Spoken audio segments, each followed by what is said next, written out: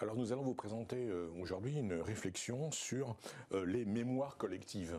En relation évidemment avec le thème de la mémoire, et puis également aussi en rapport avec histoire et mémoire, parce qu'au fond, le rôle de l'histoire serait aussi de travailler sur ces mémoires collectives, de les constituer, de les réviser ou de les relire. Donc c'est un sujet aussi quand même qui peut tomber.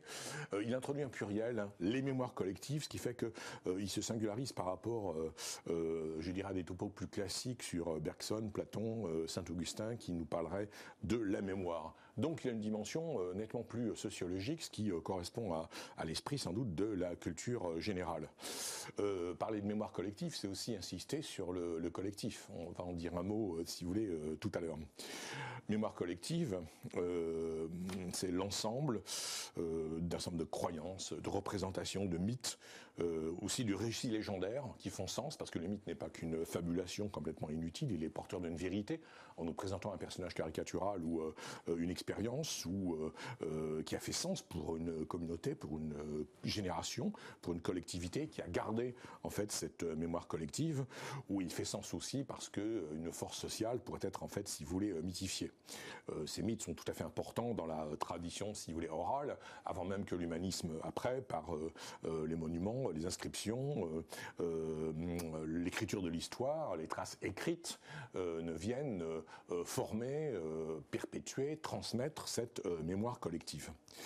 Mais c'est justement peut-être par rapport à l'histoire hein, que nous pourrions définir cette expression en fait mémoire collective.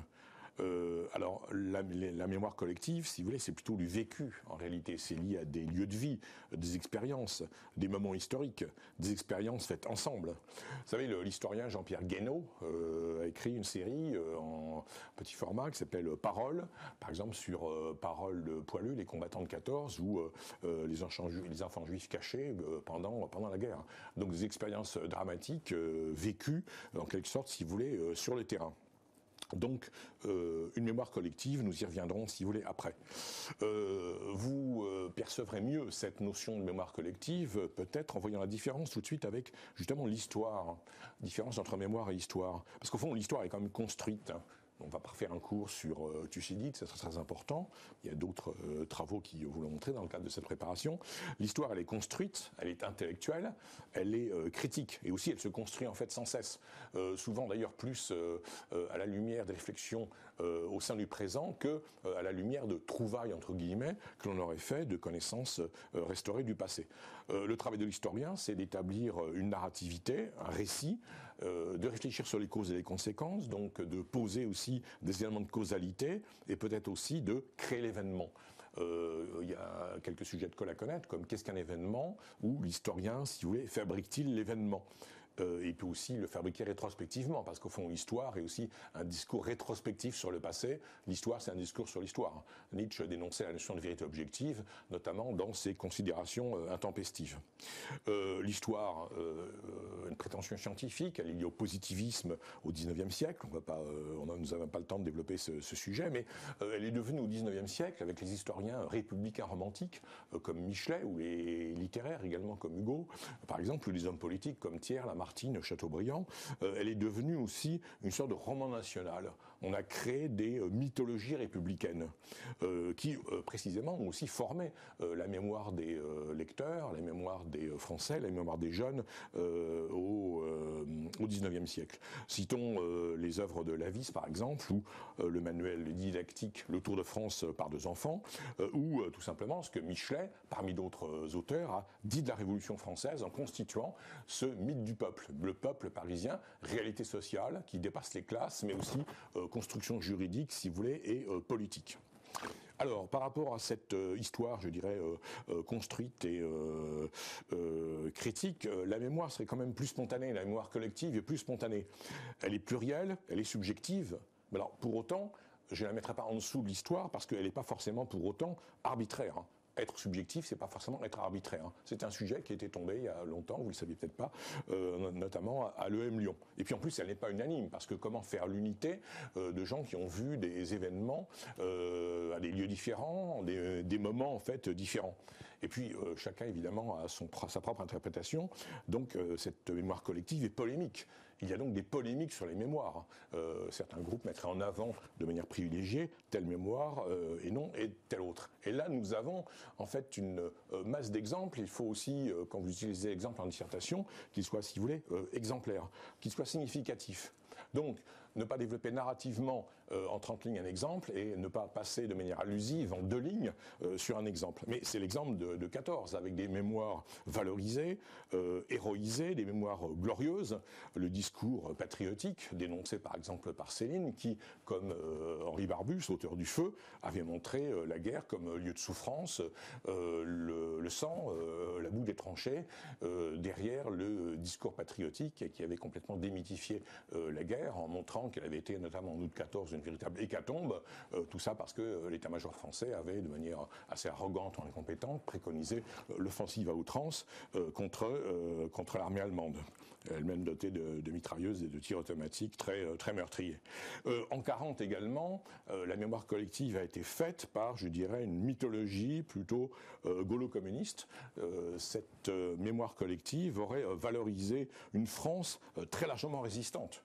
Et donc, quelque peu, c'est une mémoire mystificatrice, dans la mesure où un certain nombre d'historiens anglo-saxons, comme Paxton, bien connu, avaient montré en quoi, évidemment, l'État français avait été, si vous voulez, oppressif, conformément à sa tendance peut-être, en fait, historiquement bureaucratique, et qu'il avait très largement contribué, si vous voulez, à la politique de collaboration.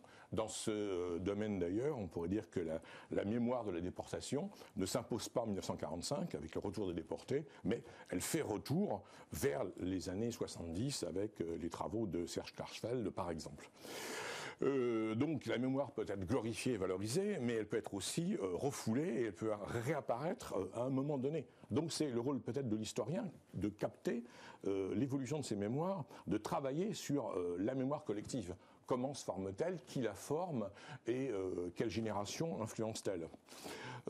Outre 1914, outre 1940, outre un exemple que j'ai oublié, qui est celui de l'esclavage et des mémoires occultées, en fait, si vous voulez, des populations indigènes de l'Empire français, il y a évidemment un sujet qui fait polémique, c'est la guerre d'Algérie. Donc on ne va pas ici exposer toutes les mémoires collectives liées à cette guerre, mais elle est quand même liée à des témoignages, des positions politiques, des divers protagonistes, des souvenirs, des espoirs, des croyances, des représentations, selon le côté dans lequel on se situe. Et un historien de référence dans ce contexte est Benjamin Stora, qui a étudié à la fois les racines de la guerre, l'histoire coloniale depuis 1830, les continuités dans les années 1930, 1945 et de 45 à 54.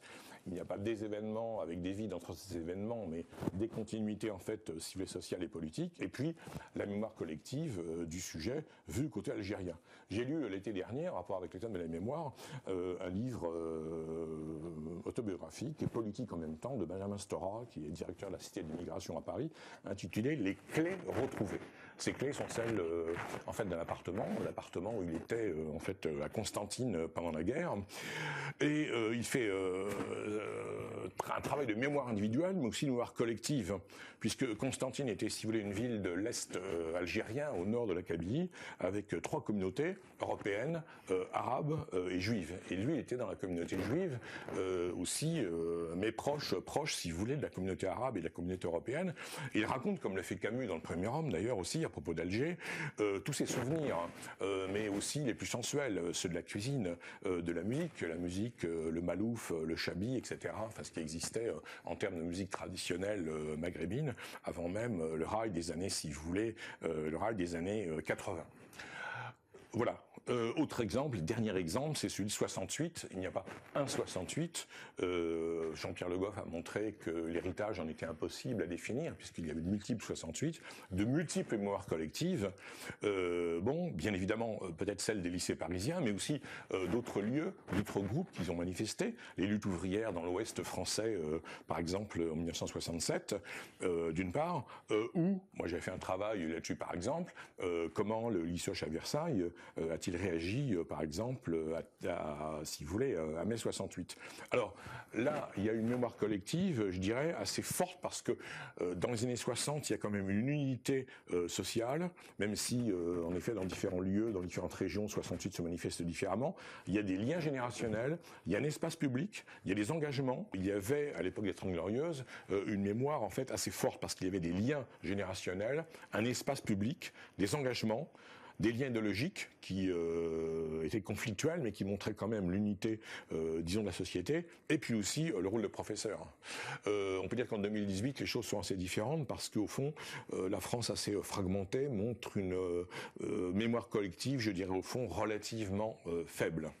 Voilà pour les mémoires collectives. Donc, ces mémoires collectives, en fait, éparpillées, font l'objet d'un travail. Je le répète, d'un travail sur les mémoires. L'historien travaille sur les mémoires collectives. Et l'histoire est donc un discours sur l'histoire, et aussi un discours sur les mémoires. L'histoire observe les générations, si vous voulez. Alors, on pourrait, si nous avions le temps, nous pourrions développer sur la génération. C'est le fait d'avoir soit un âge différent devant un même événement, soit le même âge devant le même événement. Je pense à 1914, mais en tout cas, c'est le même vécu, des mêmes expériences, en général militaires ou économiques, ce qui marque en fait une génération. Les mêmes expériences politiques, militaires par exemple, ou sociales. Également, avoir respiré le même air du temps, avoir été le témoin des mêmes modes, avoir écouté les mêmes médias, avoir fréquenté les mêmes lieux, avoir été élève dans tel lycée, avoir été ouvrier à Billancourt ou chez Citroën à tel moment, ou avoir connu telle grande salle de spectacle, c'est-à-dire des lieux, des activités, des moments qui ont pu former, si vous voulez, une mémoire collective. Voilà, salles de spectacle, je pense au grand cinéma parisien, par exemple, qui étaient aussi des salles de théâtre au XIXe siècle. Donc, nous relisons le passé, pas seulement l'histoire diplomatique, militaire ou l'histoire en fait officielle, mais aussi l'histoire sociale, l'histoire des mentalités, l'histoire des sociétés, et donc les mémoires collectives. Ce qui a pu animer un groupe, si vous voulez, social, une classe sociale, une région, et nous nous questionnons, bon, bien évidemment aussi, les questions que nous posons se font à la lumière du présent. Nous ne construisons pas un savoir historique objectif et clos. Au fond, l'historien, c'est pas celui qui apporte forcément des réponses. C'est, comme d'ailleurs l'intellectuel, le philosophe, celui qui sait à un moment donné poser des questions qui sont issues de la conjoncture présente dans laquelle il est. Voilà. Bien, vous devez sur ce sujet travailler au-delà du cours, de telle sorte qu'en janvier-février, tout soit, j'irai au fond, clair dans notre esprit.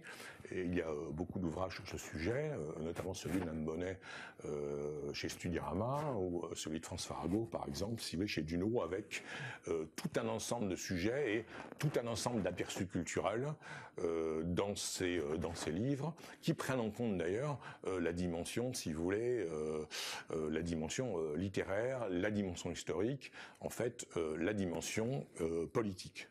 Voilà. Merci de nous avoir écoutés et bonne chance pour vos prochains concours.